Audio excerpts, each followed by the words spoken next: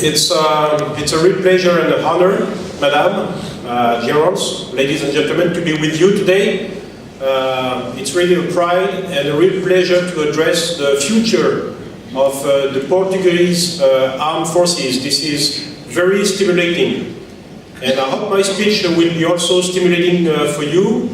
My criteria to see if my speech is good or not will be to find out how many of you will be sleeping at the end of my speech. So I still have good eyes, and I can even see in the back of the room, close to the heating system, who is still following or sleeping there.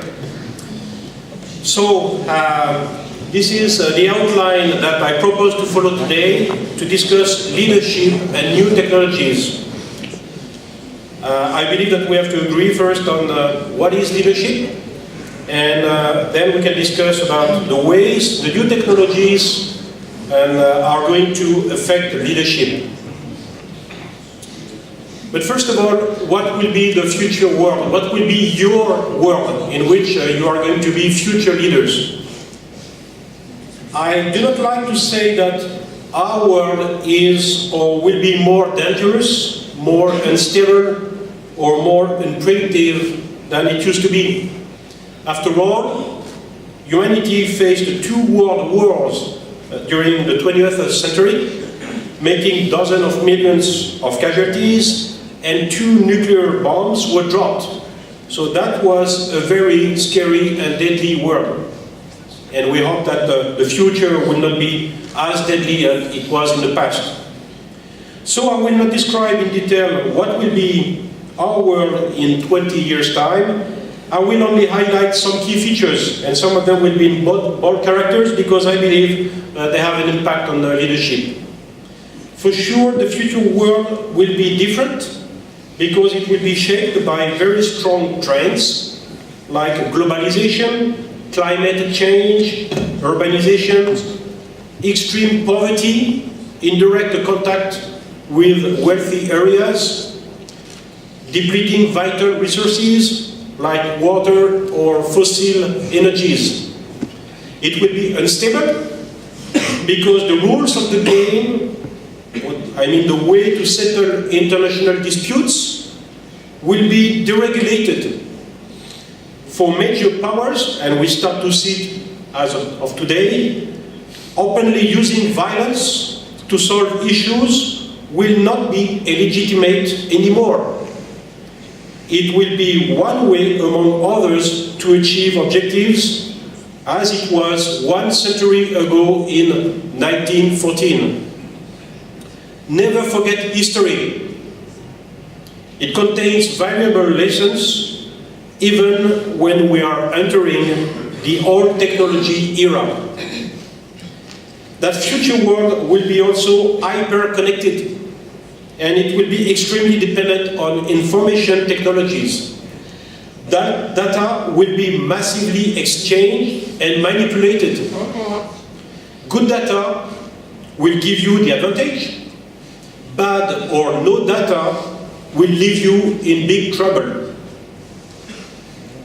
In such a connected world, cyber criminality and cyber warfare will be the dark side of the next industrial and societal revolution. So that brings us to future operations. The convergence of social, economic, technological, environmental, and political changes will redefine the global security context. The world will look smaller, linking homeland security to overseas crises and threats. Distance will be reduced by the future transportation and communication technologies. In the same way, time will be shorter to understand situations and to take decisions. Decisions you'll have to take. The nature of the engagements will be complex and hybrid, mixing clear military action with more ambiguous, disruptive activities. The combat fields will be diversified and globalized, with the physical operations taking place, for instance, in urban areas, under the oceans, or in space, with simultaneous actions being taken in the cyber domain. Definitely, among other technologies, artificial intelligence, autonomous systems, and information technologies will change the way you will conduct operations. In summary, to work and fight in that future world, you will need a great deal of intellectual agility and flexibility to adapt to a large variety of possible complex scenarios. So let us talk about leadership now. You can find dozens of definitions and descriptions of what is a leader and what it takes to be a leader. The first one describes leadership as an art, and the second one as an ability. In any case, a leader has to motivate and guide other people, named followers. I don't really like that term, and I will come back on it. We will see that it is not a one-way relationship going from the leader down to the followers, but the followers can have a reciprocal influence on leaders. And to illustrate leadership, I chose this picture of First Lieutenant Lopez showing the way to his men during the ancient beaching during the War of Korea. He was killed in action on that day of September 1950, when he was leading his soldiers. Even if leadership is as old as the world, it started to be theorized by Thomas Carlyle in the 19th century with his great man theory. It was based on two assumptions. Leaders are born to lead. They cannot be made. Of course, we know today that this is wrong.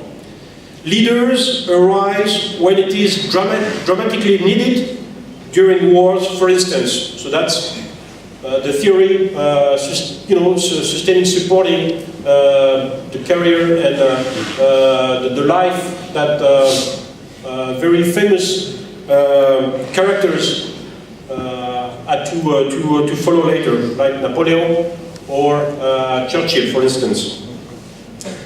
Then came the trait theory, which was an extension of the previous great man theory. It says that to possibly be a leader, you need to have some specific traits or human qualities. If you do not have these traits, you cannot be a leader. However, those who possess these traits do not always become leaders. So it's not something granted. Which brings to the situational leadership. In many cases, it is the interaction between these traits and the situation that determines leadership quality.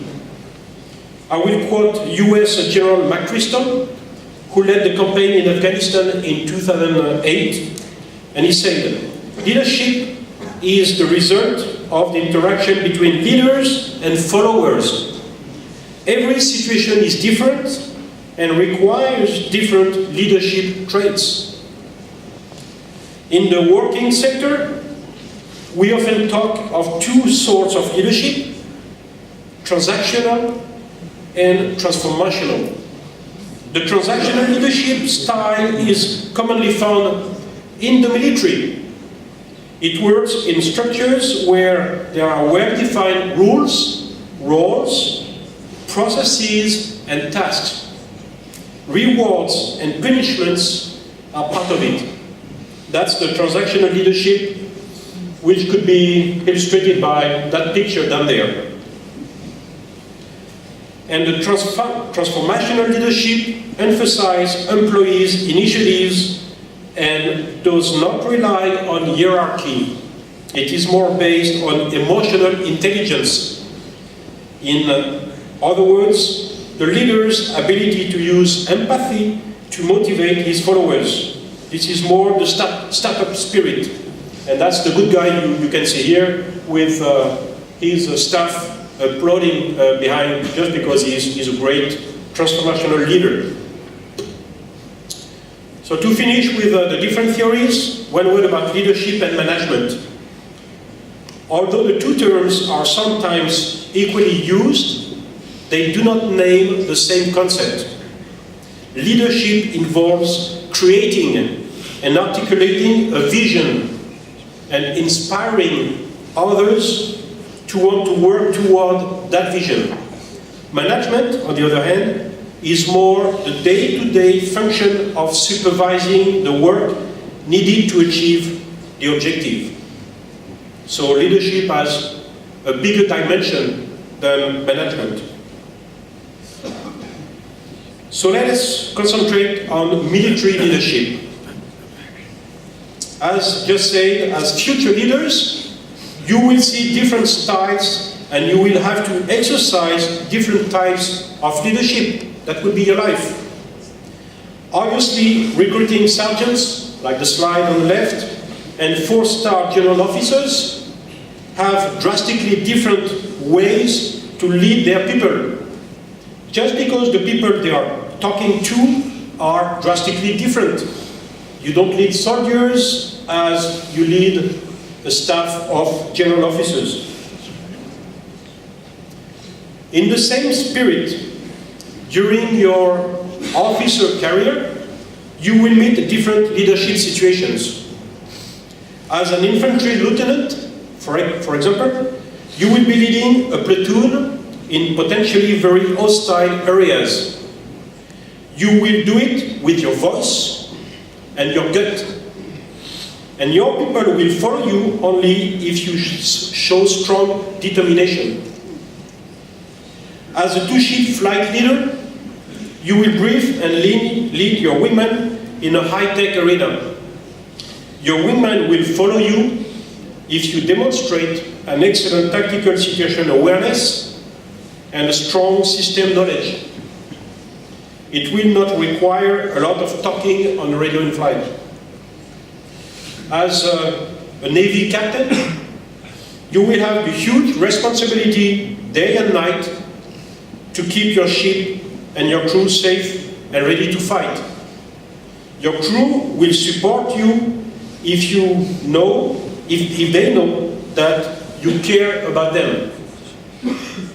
And as a 4-star general, this is what I wish to you, commanding an entire armed force, it will be difficult to have direct contact with all your subordinates.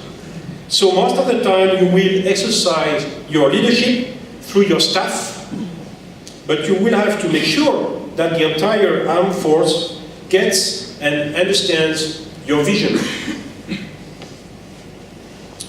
So at the end of the day, this is what we are talking about, human lives. Never forget that. The military business has these very special characteristics. Violence and death are part of the equation.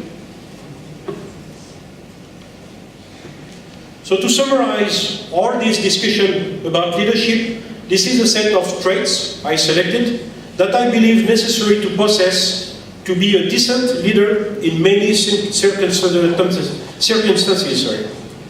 Leadership is a workable material. Some of us have strong natural leadership qualities, when others will have to develop them.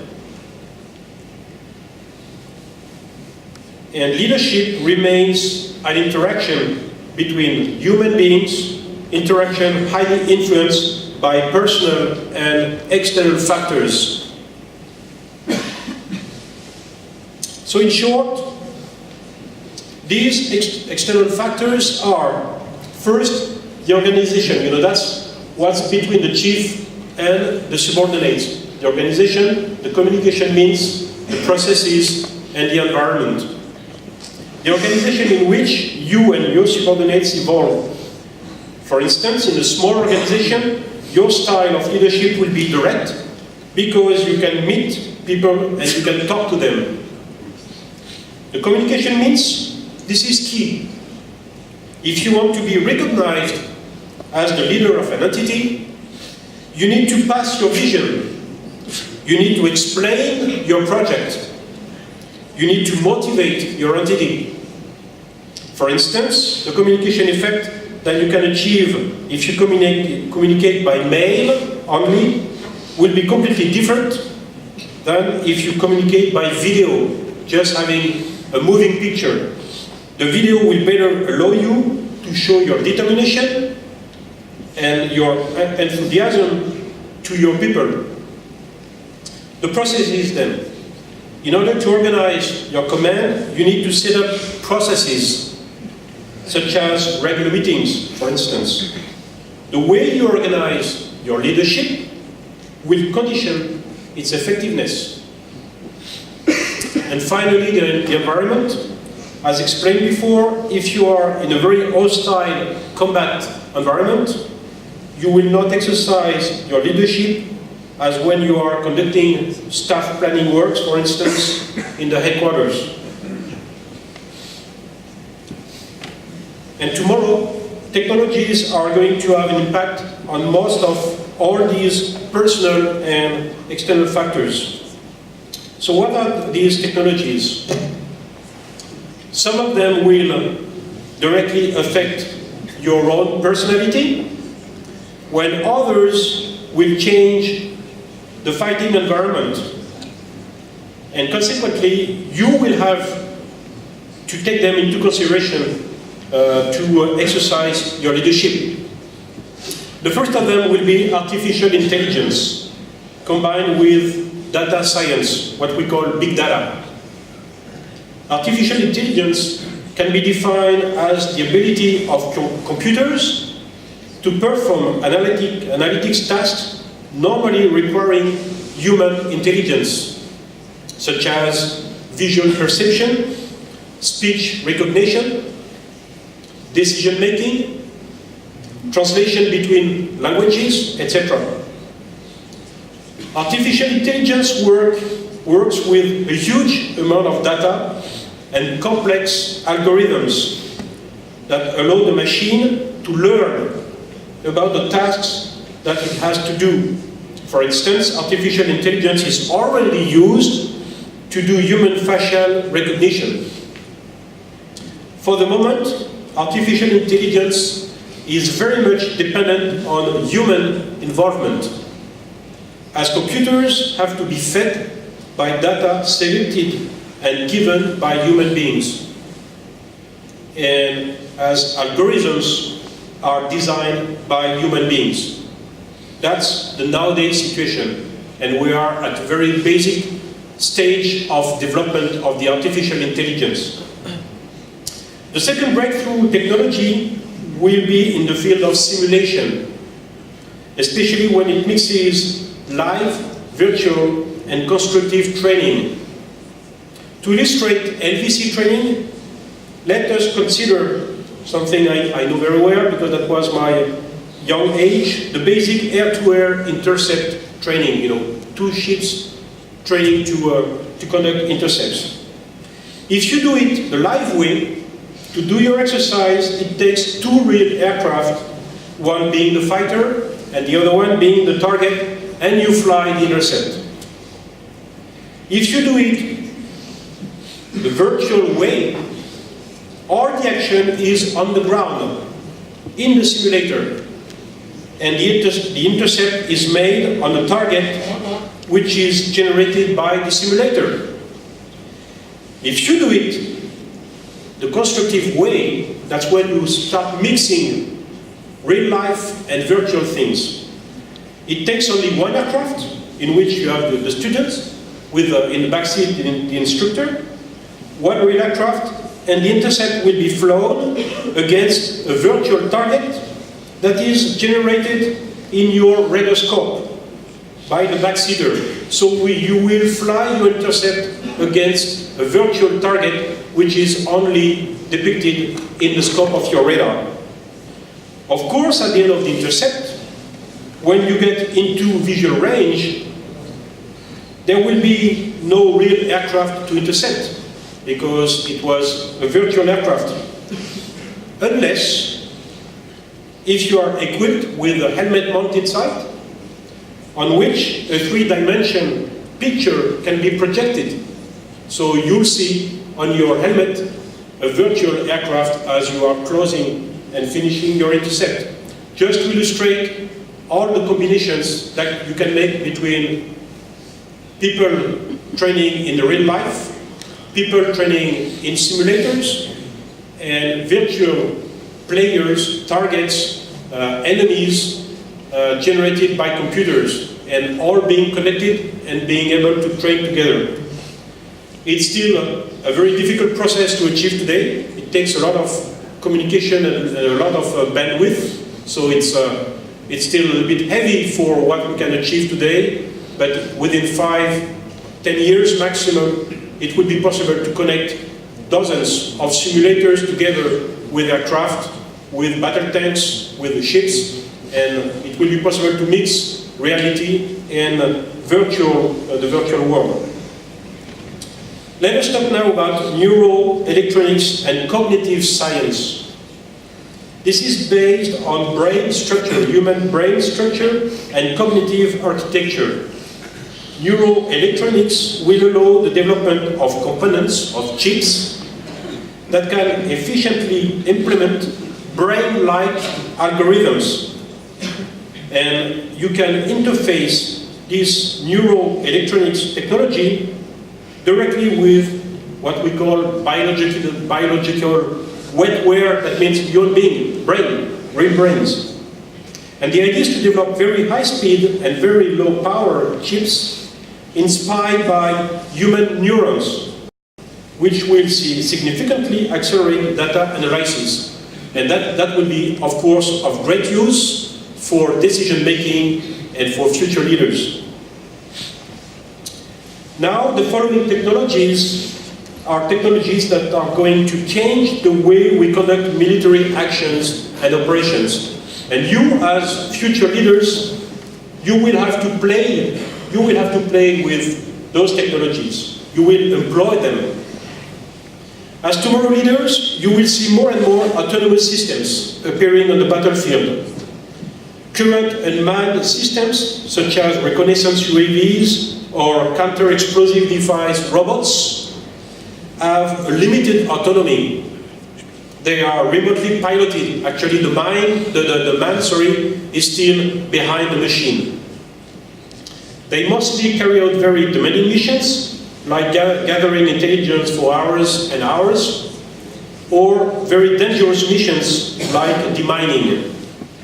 In the future, when combined with artificial intelligence, they will be able to work in cooperation with manned systems.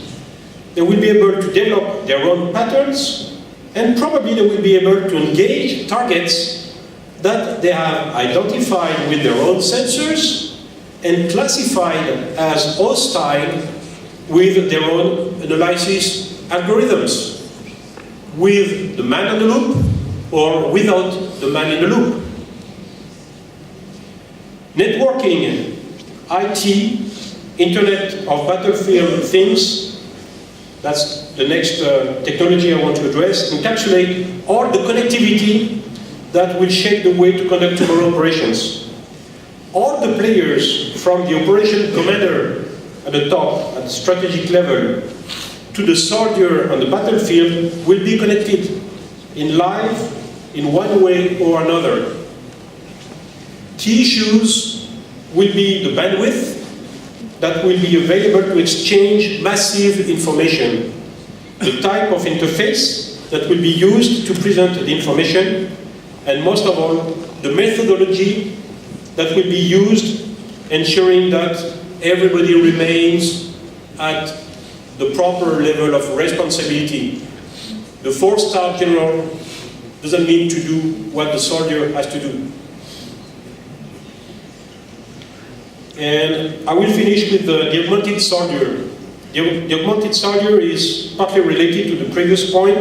The soldiers that you will command will be connected. So that means they will get a lot of information. They will be smarter than the soldiers that we have today. They will be more informed. And they will be strengthened by systems such as exoskeletons, allowing them to move faster and to carry heavy loads. That will be force multipliers, and that will change the way soldiers will be directed by you. What has to be pointed out is that most of these future technologies will come from the civilian world to develop military applications. And this is more or less the contrary of what we used to know. Military technology used to feed the civilian world.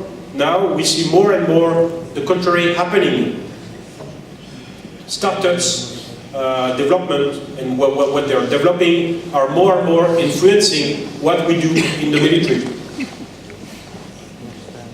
So in practice, what can we expect from new technologies? First, they should help improving future leadership's detection and recruitment. So that's precisely what is done here in such an academy. When I joined the Air Force Academy a long time ago, the recruitment was based on mathematics and physics knowledge. Of course, it helped to understand aeronautics, but in no way these criteria could guarantee that cadets would be good pilots and good officers. It's not based purely on mathematics and physics. Nowadays, human resource agencies work with research institutes to develop new methodologies based in particular on artificial intelligence to assess young candidates' ability to be leaders. You can recognize up here some key features already discussed that are necessary to be good leaders. Second, what to expect once future leaders are recruited. New technologies will enhance their education and training. So this is also something done in such an academy. But then, in your operational units, as you are developing as a young officer and becoming more and more operational, they will have to be prepared to understand a rapidly evolving and very complex security involvement. This is what we used to call general culture. It's still very valid. And as young lieutenant first, and later as a commander, you'll have to understand your world. They will also have to understand the people they are going to command, the way they think, the way they behave. For instance, leaders belonging to my generation had to understand that next generation youngsters were born with a smartphone in the hand, and that their way of communicating was completely different from my generation used to do to communicate. You may like it or not to have smartphones everywhere and to have people, watching their smartphones all day long and not talking to each other anymore. This is not the issue. The issue is that if you do not understand the way the society and the youngsters are evolving, you will not be able to communicate with your young soldiers. They will not understand you, and you will not be in position to lead them. As leaders, you will have to understand also the impact of emerging technologies. For instance, quantum mechanics or computing is probably going to drastically change encryption methods, as it will probably bring great changes in the field of positioning, navigation, and timing. Another example is hypersonic vehicles and missiles. They are seen today as impossible to intercept, causing huge strategic concerns. So these technologies are barely emerging today, and as future leaders, you'll have to understand them later as they get more mature to better employ them. So be ready for more technological revolutions. And I come back briefly now on simulation and augmented reality. Incredible teaching tools are going to be developed, and they will significantly improve the way to educate and train future leaders. Just imagine, for instance, in near future, classrooms with students looking at virtual 3D images in their individual vision headsets. They will be able to see things that are impossible to see normally. They will virtually move them, working at their own pace, learning and working at their own pace. And for more advanced officers, like on the left side, you can also easily imagine complex collective war gaming. It will be recorded and replayed for debriefing purposes, and distributed simulation will allow training centers to work together, favoring standardization and interoperability.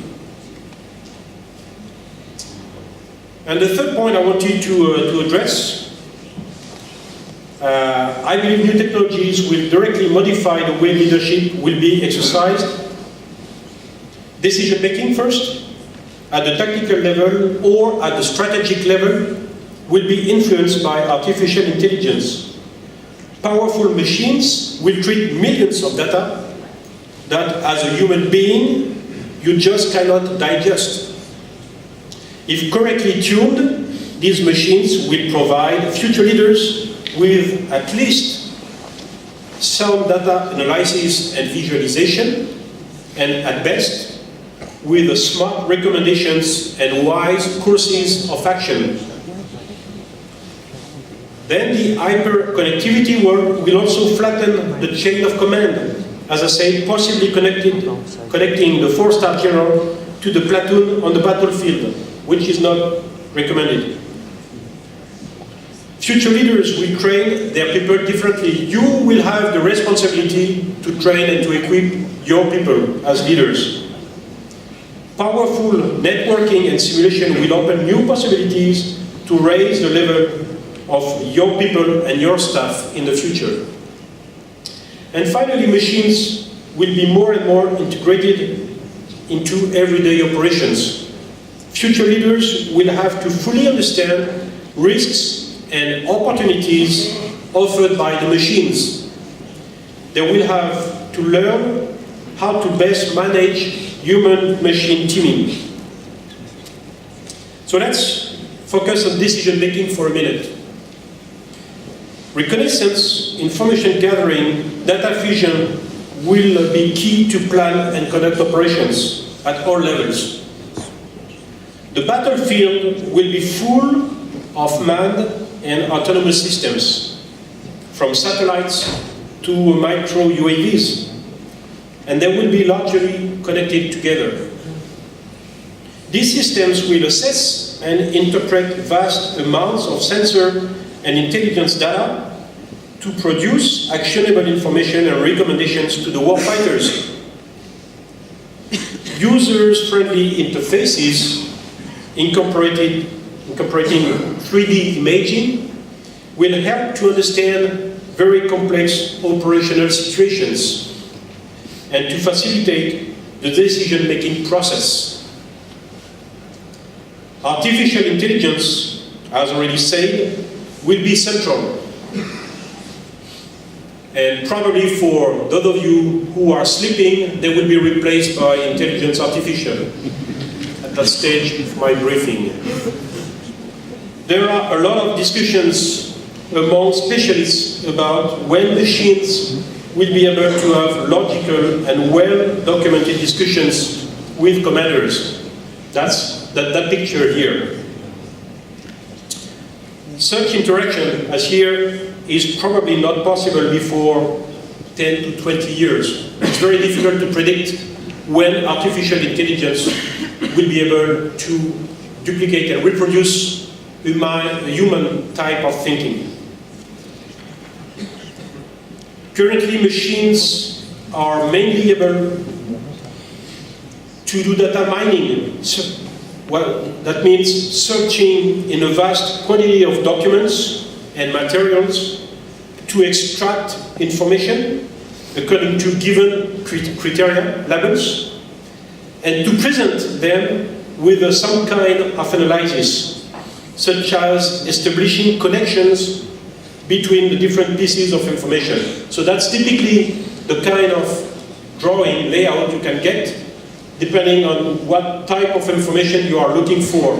That could be connections established between geographical points, or within all those little circles there, you could have faces, just because the computer was directed to search into all those documents, the names of the people who are there, and to put them on a chart, on a layout, and establish connections which the computer found into the documents between the people.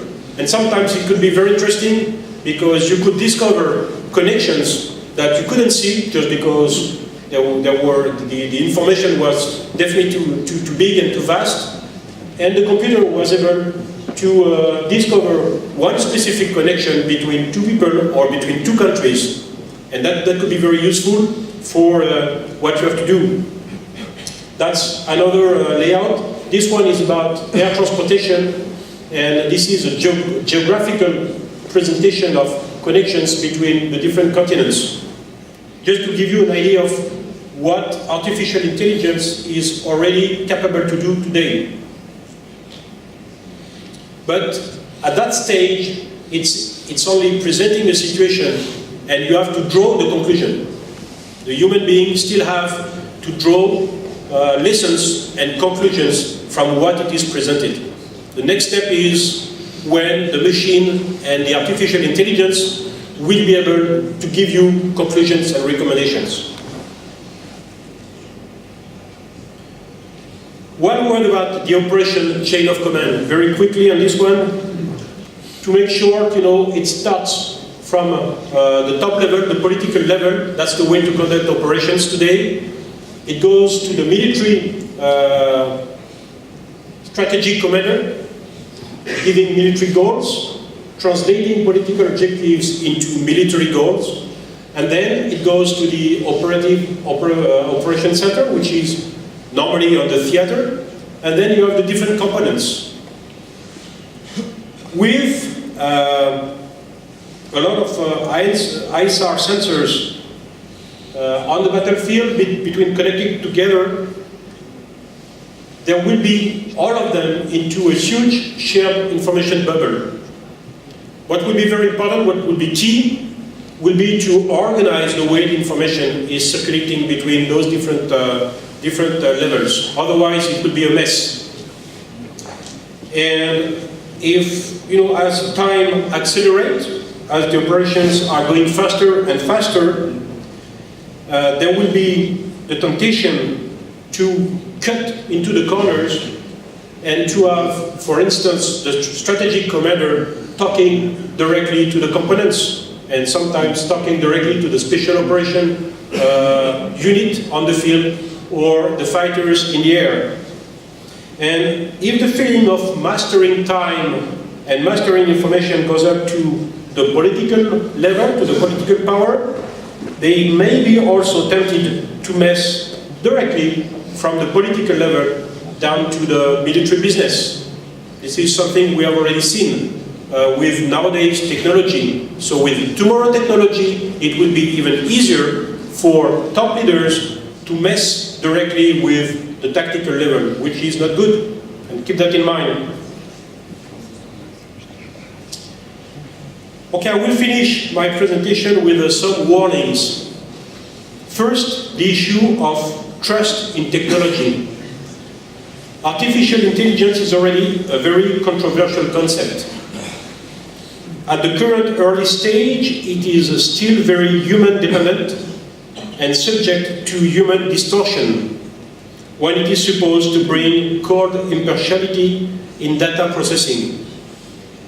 This is precisely what Cathy O'Neill criticized in her book, Weapons of Math Destruction. She describes how wrongly designed algorithms can have devastating effects on poor people's everyday life. Algorithms used by banks or by social entities. Machines learning models are trained on data collected by humans, and as we are used to saying, if you put garbage into your computer, you will get garbage out. Data quality and data integrity will be crucial issues. And in the same way, machine learning algorithms are also seen as black boxes. You don't know exactly how the machine is processing the data today. If the inputs and the outputs are known, the way the machine is treating the data is in the black box. And we don't really understand how and why the algorithms came to their conclusions. So there is a clear need to what we call explainable artificial intelligence in order to understand the machine outcome and to develop trust in it. The second issue is ethic.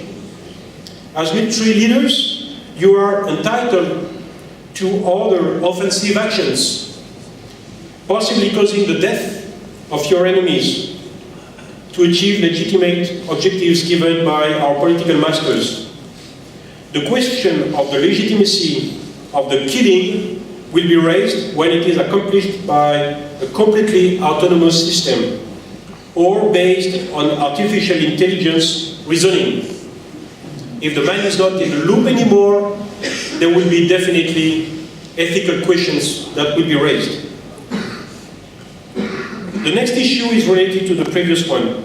As machines are progressively replacing human beings on the battlefield, and as military engagements may cost less and less human lives because we will have machines fighting against machines and maybe less and less human beings fighting human beings, there will be a possible increase of the risk acceptance because after all, that would be only machines fighting machines. Using violence will be more acceptable, and it will be, because it will be at no friendly human cost. But we have to remember that war has to remain the last resort solution when everything else failed before, like diplomacy. The fourth issue is about over-reliance on technology. So that's completely the contrary of the first point. As artificial intelligence is progressing, and as the outcome of sophisticated algorithms appear more and more relevant, there might be, for leaders, the temptation to rely too much on technology without challenging what the machine is producing. That's what I call the lazy way, becoming lazy. The machine is going to do the work for you. The machine is going to think for you, and the machine is going to plan for you. Will it be to save time, or simply because you have the feeling that as a human being you are slowing the machine, you may be tempted to let the machine do the job. Next issue is micromanagement, but I already covered that when I talked about the 4-star general descending to the tactical level. And the last issue I want to mention is dehumanization of leadership. There will be a real danger to exercise leadership through artificial intelligence and pure technology. We have already received the first warning with what I call email leadership, and you can see it already today. People leading leaders leading their people by emails, even if their office is just in next room. Never forget that you are commanding people, and people will better support your vision and your project if they understand you and if they identify you as their chief. That doesn't mean that you have to be physically present, because again, the chief of staff who is coming to in a few hours to join us here can't command the entire Portuguese armed forces.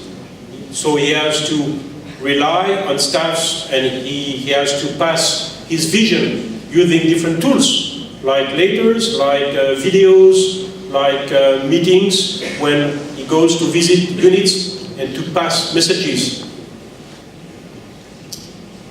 So to finish with, if correctly applied, new technologies will help to get better selected and educated leaders, better informed leaders, and better assisted leaders. But the leaders, what will remain their responsibility will be to understand the working and fighting environment, to make decisions. That will be your responsibility, if time permitted, and to explain decisions and to give sense to the collective action, with more complex ethical challenges to face, and while keeping in mind the will to preserve the human capital. At that point of my presentation, just one more word: obrigado.